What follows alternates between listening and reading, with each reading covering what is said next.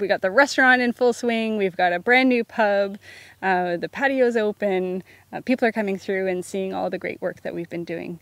And I hope that they come out next weekend, because next week we'll be having our first ever Opinicon Lake Music Festival. So the renovations have been extensive. There are 24 buildings on the property. All of them have been almost completely revamped. The main lodge itself went from, desperate state is a good way to put it, full of asbestos and twisted beams and no foundation. Every time we touched something, we found out it needed to be replaced or completely rethought.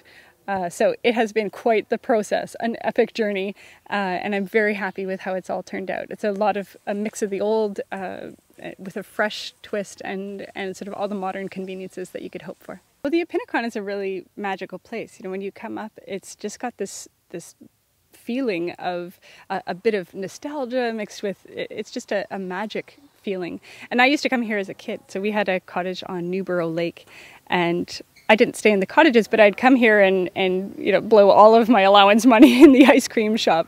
A lot of the old pictures that used to be in the Opinicon weren't actually pictures of Canadiana. There were Parisian streetscapes and things. It was really a bit odd.